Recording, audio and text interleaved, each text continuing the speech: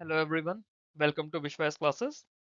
हम लोग descriptive answer writing कर रहे हैं आरबीआई ग्रेड बी 2026 एग्जाम के लिए। डेली हम लोग एक एक क्वेश्चन करते हैं हर सब्जेक्ट का। यहाँ पे हमारा मैनेजमेंट सब्जेक्ट की बात कर रहे हैं, सेशन नंबर 14 है आज के। आप ऑलरेडी ईएसआई का और डिस्क्रिप्टिव इंग्लिश का सेशन 14 देख चुके होंगे अब तक, आई बिलीव। इस वीडियो को मिलाकर या इस वीडियो से पहले अगर मैं आप लोगों से बात करूं तो 41 क्वेश्चंस आप लोग कर चुके हैं। This is your 42nd question, sorry 41 भी क्यों, you have already done 52 questions till session 13, क्योंकि हमने फाइनेंस को इसमें काउंट नहीं करा था। तो 53 क्वेश्चंस आप लोग अब तक ऑलरेडी कर चुके हैं। 54 questions, this is your 55th question. अब तक आई बिलीव आप लोगों को काफी हद तक लिखना आ गया होगा। एक बार इस क्वेश्चन को भी देखते हैं। क्वेश्चन है हमारा, discuss the application of motivation theories in modern organisation with banking context. पिछले 2 से 3 वीडियोस में हम लोगों ने मोटिवेशन थ्योरीज की बात की, हम लोगों ने प्रोसेस थ्योरीज भी समझी, हम लोगों ने कॉन्टेक्स्ट थ्योरीज भी समझी। अब उनको अप्लाई करना है हमें, और क्योंकि हम बैंकिंग इंडस्ट्री की बात कर रहे हैं तो बैंकिंग के कॉन्टेक्स्ट में हमें डिस्कस करना है। सिलेबस की बात करें, क्योंकि मैनेजमेंट को हम लोग हर क्वेश्चन को सिलेबस से मैप कर रहे हैं। ये आपका जो मोटिवेशन का टॉपिक शुरू होता है, motivation concept importance content theories. तो ये इंपॉर्टेंस का ही ये एक तरह से पार्ट हो गया कि हम लोग उसकी एप्लीकेशन को डिस्कस कर रहे हैं कॉन्सेप्ट और इंपॉर्टेंस के अंदर ही। सबसे पहले हम लोग इसमें मोटिवेशन के बारे में बात करेंगे और ऑर्गेनाइजेशन में उसकी क्या इंपॉर्टेंस है हम लोग वो बात करेंगे। हम लोग हर वीडियो में कर रहे हैं मोटिवेशन के अंदर ये। तो इंट्रोडक्शन मोटिवेशन का मैंने 3-4 तरीके से लिखा है, अब तक आप लोगों को क्लियर हो जाना चाहिए। फिर हम लोग कंटेंट थ्योरीज की बात करेंगे, जिसमें हम लोग मैस्लो, हर्सबर्ग, मैक्लेलैंड्स थ्योरी को अप्लाई करेंगे। फिर प्रोसेस थ्योरीज की बात आएगी, जिसमें ब्रूम्स और एडम्स थ्योरी को हम लोग प्रैक्टिकल वर्क प्लेस में कैसे लगाया जा रहा है हम लोग वो बात करेंगे। फिर इसका बैंकिंग सेक्टर में क्या एप्लीकेशन है, बैंकिंग सेक्टर में एम्प्लॉयज को क्यों मोटिवेट करना है, क्योंकि इंसेंटिव्स उन्हें मिलेंगे, स्ट्रेस उन्हें मैनेज करना है, टारगेट्स उन्हें दिए जाएंगे, वो फुलफिल करने हैं। तो उसके थ्रू हम देखेंगे कि ये सब करने के लिए एम्प्लॉय में मोटिवेशन जरूरी है। फिर इसके क्रिटिकल एनालिसिस या चैलेंजेस की बात करेंगे, जिसमें जो भी मोटिवेशन है उसकी लिमिटेशंस क्या है रियल वर्ल्ड एप्लीकेशन में, वो देखेंगे कि रियल वर्ल्ड एप्लीकेशन में क्या लिमिटेशंस आती हैं। एंड देन हम लोग इसको कंक्लूड करेंगे एक इंटीग्रेटेड अप्रोच के साथ में। तो आई बिलीव स्टेप्स तो आप लोगों को क्लियर हो गए होंगे।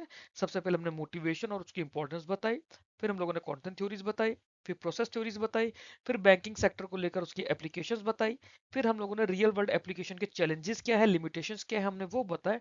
और उसके बाद में हम लोगों ने अपने आंसर को कंक्लूड कर दिया। तो इसके अंदर तो कुछ भी क्रिटिकल नहीं होना चाहिए। ठीक है, आगे चलते हैं, आंसर को देखते हैं। मोटिवेशन क्या है? मोटिवेशन एक इनर फोर्स होता है जो किसी भी एम्प्लॉय को खुद के अंदर से एक वो होता है कि हाँ हमें कुछ अच्छा करना है। It drives employ to put an effort, persist and perform towards achieving organisational goals. ठीक है, मॉडर्न ऑर्गेनाइजेशन में हम लोग जब बात करते हैं तब मोटिवेशन एक्सट्रीमली इंपॉर्टेंट है। क्यों? क्योंकि ये directly productivity, employ retention, customer service और ओवरऑल परफॉर्मेंस को अफेक्ट करता है।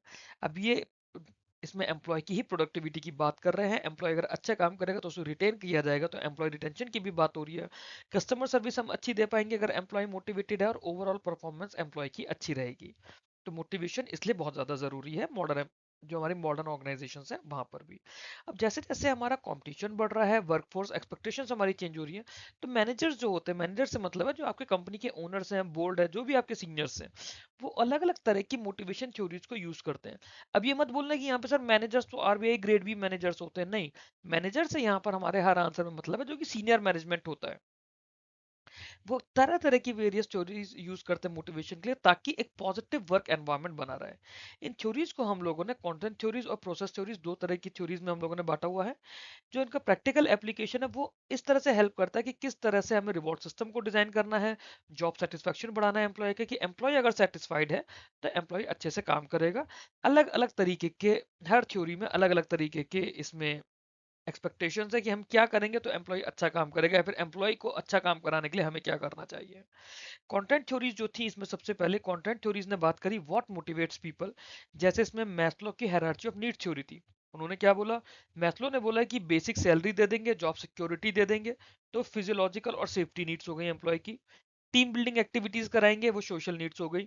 रिकॉग्निशन प्रोग्राम रहेंगे, वो एस्टीम नीड्स हो गई। और चैलेंजिंग असाइनमेंट्स दिए जाएंगे ग्रोथ के लिए, वो सेल्फ एक्चुअलाइजेशन हो गया। तो मैस्लो ने एक हायरार्की ऑफ नीड्स थ्योरी दी, जिसमें उन्होंने physiological needs, safety needs, social needs, esteem needs और सेल्फ एक्चुअलाइजेशन की बात करी। हर्जबर्ग ने टू फैक्टर थ्योरी दी, जिन्होंने बोला कि कैसे ऑर्गेनाइजेशन हाइजीन फैक्टर्स को इम्प्रूव करती हैं, जैसे सैलरी हुआ, वर्किंग कंडीशन हुआ, जॉब सिक्योरिटी हुई, ताकि एम्प्लॉय में डिससेटिस्फैक्शन ना रहे। और मोटिवेटर्स को यूज करते हैं, जैसे अचीवमेंट हुए, रेस्पॉन्सिबिलिटी हुई, एडवांसमेंट हुए, through job enrichment and promotion. तो इन्होंने दो चीजें बोली टू फैक्टर थ्योरी से, मतलब दो तरह के फैक्टर दिए, एक वो जो डिससेटिस्फैक्शन रोकते हैं, दूसरे वो जो सेटिस्फैक्शन देते हैं।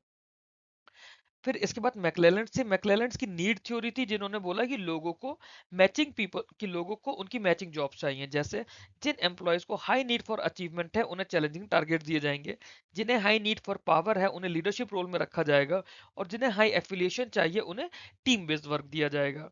इस तरह से हमारी कंटेंट थ्योरीज आई कि किस तरह से लोगों के अंदर मोटिवेशन आता है। The concept was what motivates people. फिर इसके बाद हमारी प्रोसेस थ्योरी थी। प्रोसेस थ्योरी के अंदर हमने बात करी कि how motivation occurs. Okay, content theories were based on what, and जो हमारी ये प्रोसेस थ्योरीज है they are based on how. इसके अंदर देखते हैं हम लोग व्रूम्स थ्योरी थी सबसे पहले, हम लोगों ने पिछली वीडियो में भी पढ़ी थी। व्रूम्स थ्योरी ने क्या बोला? It is applied by clearly linking efforts to performance and performance to rewards. Vroom expectancy theory ने बोला कि एफर्ट्स को परफॉर्मेंस से लिंक करो और फिर परफॉर्मेंस को रिवॉर्ड से लिंक करो। तो ऑर्गेनाइजेशन ने रियलिस्टिक टारगेट्स रखे, नेसेसरी ट्रेनिंग दी और अट्रैक्टिव इंसेंटिव दिए, सो दैट एम्प्लॉय को ये लगे कि उसके हार्ड वर्क से उसे कुछ वैल्यूड आउटकम मिल रहा है। फिर एडम्स इक्विटी थ्योरी आई, उन्होंने बात करी फेयरनेस की। They said companies maintain transparent promotion and reward policy, so that जो भी एम्प्लॉयज है उन्हें उनका इनपुट आउटपुट रेशियो उनके कलीग्स के बराबर लगे। The employ feel their input output ratio is equal to their colleague. Input क्या था? जो एम्प्लॉय अपना हार्ड वर्क स्मार्ट वर्क अपने इनपुट दे रहा है ऑर्गेनाइजेशन को, और आउटपुट क्या है? रिवॉर्ड्स में उसको रिटर्न में उसको क्या मिल रहा है अपार्ट फ्रॉम सैलरी। तो वो कितना इनपुट देने पे उसे कितना आउटपुट मिल रहा है, it should be equal to their colleagues. Regular salary reviews रहेंगे, इसमें ग्रीवियंस रिड्रेसल सिस्टम रहेगा, ताकि इनइक्विटी की फीलिंग भी खत्म हो जाए। बैंकिंग सेक्टर में हम लोगों ने जब बात करी, यहाँ पे मोटिवेशन थ्योरीज का स्पेशल रिलेवेंस है। क्यों? क्योंकि यहाँ पे टारगेट्स हैं, कस्टमर का प्रेशर है, स्ट्रेसफुल एनवायरनमेंट है। पब्लिक सेक्टर बैंक जैसे हो गए एसबीआई, या प्राइवेट सेक्टर बैंक्स हो गए एचडीएफसी, आईसीआईसीआई, ये इन थ्योरीज को मिक्स करके यूज करते हैं। ब्रांच मैनेजर जो होते हैं वो मैस्लो और हर्जबर्ग को यूज करते हैं by offering competitive salaries, medical insurance, safe working condition. यहाँ ब्रांच मैनेजर्स की जगह हम लोग मैनेजमेंट लिख सकते हैं कि management of the bank apply Maslows and Herzberg by offering competitive salaries, medical insurance, safe working conditions, जो कि हाइजीन फैक्टर्स हो गए, while giving performance based incentives, foreign posting, leadership role, जो कि एक तरह से मोटिवेटर्स हो गए। सेल्स टारगेट दिए जाते हैं लोन्स के लिए और क्रेडिट कार्ड के लिए। They are linked with attractive commission following Vroom's expectancy theory. Top performers को रिकॉग्निशन दिया जाता है, प्रमोशन दिया जाता है, वो मैकलेलैंड्स की नीड फॉर अचीवमेंट को सेटिस्फाई करते हैं। स्ट्रेस को, हाई वर्कलोड को हैंडल करने के लिए बैंक टीम आउटिंग्स ऑर्गेनाइज करते हैं, वेलनेस प्रोग्राम देते हैं, जो कि रिलेटेडनेस है ईआरजी थ्योरी का। परफॉर्मेंस अप्रेजल सिस्टम से कुछ इस तरह से डिजाइन किए जाते हैं to ensure equity, so that employ doing similar work receive similar fair rewards. जैसे कि आपके पब्लिक सेक्टर बैंक्स में होते हैं कि सबको फिक्स इंक्रीमेंट मिलता है, इससे डिमोटिवेशन कम आएगा। During festive season special incentive दिए जाते हैं या रिकॉग्निशन प्रोग्राम्स होते हैं, ताकि एम्प्लॉयज हमारे मोटिवेटेड रहे। अब इसमें हम लोग सिर्फ एसबीआई या एचडीएफसी आईसीआईसीआई की बात नहीं कर रहे हैं, ये ओवरऑल बैंकिंग सेक्टर की बात कर रहे हैं। फॉर एग्जांपल इंडिया में स्टैंडर्ड चार्टर्ड की, अमेरिकन एक्सप्रेस का भी बिजनेस है, इंडिया के अंदर कोऑपरेटिव बैंक्स भी हैं। तो हर तरह से हम लोग बात कर रहे हैं कि जैसे फेस्टिव सीजन में जो पब्लिक सेक्टर बैंक है वहाँ मिठाई मिलती है, स्वीट्स या फिर स्वीट्स के रुपए दिए जाते हैं। तो इस तरह से आपको अलग अलग तरीके से इंसेंटिव से रिकॉग्निशन प्रोग्राम दिए जा रहे हैं।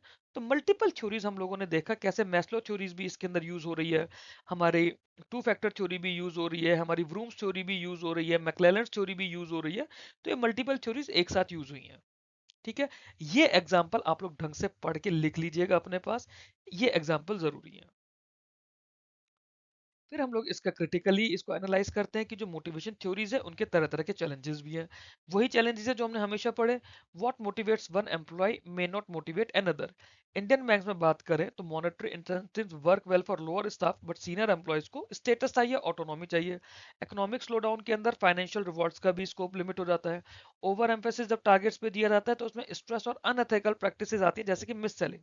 कल्चरल और जनरेशनल डिफरेंसेस भी है, जैसे जेंजीज जो है they prefer work life balance, जिससे यूनिवर्सल एप्लीकेशन डिफिकल्ट हो जाता है। वेस्टर्न कॉन्टेक्स्ट में भी काफी ज्यादा थ्योरीज हमारी डेवलप हुई है, तो वो नॉट नेसेसरी कि इंडियन कल्चर को भी फुलफिल करें। जैसे इंडिया में हमारा जॉइंट फैमिली कल्चर है, हायरार्किकल माइंडसेट है। तो एक्सपेक्टेंसी और इक्विटी को हम मेजर करना हमारे लिए मुश्किल हो जाता है। कंक्लूजन इसका अब हम लोग देंगे। कंक्लूजन क्या है? कंक्लूजन यही है कि मोटिवेशन थ्योरीज मॉडर्न ऑर्गेनाइजेशन में वाइटल रोल प्ले करती हैं, specially in the dynamic banking sector. Banking sector क्यों जोड़ा? क्योंकि बैंकिंग सेक्टर से ही रिलेटेड बात हो रही है। एक इंटीग्रेटेड अप्रोच की नीड है जो कि कंटेंट और प्रोसेस थ्योरीज को कंबाइन करते हैं ताकि बेस्ट रिजल्ट मिले। बैंक जिन्होंने सक्सेसफुली अप्लाई कर दिया इन थ्योरीज को, they are able to achieve higher employ engagement, better customer service, improve profitability. आज के कॉम्पिटेटिव और टेक्नोलॉजी ड्रिवन एनवायरनमेंट की अगर हम लोग बात करें, तो managers must continuously adapt motivational strategies to suit changing needs of employees for long term organisational success and sustainable performance. Basic English to Hindi तो मैं नहीं करूंगा, मेरे को नहीं लगता इसमें कुछ भी ऐसा है जो आप लोगों को शायद समझ नहीं आएगा रीड करते हुए। फिर भी अगर इनकेस कुछ ऐसा लगता है, आप स्क्रीनशॉट लेकर मेरे को भेजिए। इस पे ही हमारा आंसर कंप्लीट होता है। आप लोगों को वीडियो अच्छा लगा हो तो वीडियो को लाइक करके चैनल को सब्सक्राइब कीजिए। ये अलग अलग टेलीग्राम ग्रुप और चैनल्स हैं जिससे आप लोग ज्वाइन कर सकते हैं अपनी कन्वीनियंस के अकॉर्डिंगली। आरबीआई ग्रेड बी 26 के लिए भी, आरबीआई ग्रेड बी 27 का चैनल मैंने दूसरे वीडियोस में दिया हुआ है, इस स्लाइड में मेंशन नहीं है, इसको आप लोग देख सकते हैं। ज्वाइन कर लीजिए। डिस्क्रिप्शन बॉक्स में आपको बाकी बैंकिंग एग्जाम का भी चैनल मिल जाएगा। That's all in this video. Thank you very much for watching this. Keep learning, keep growing.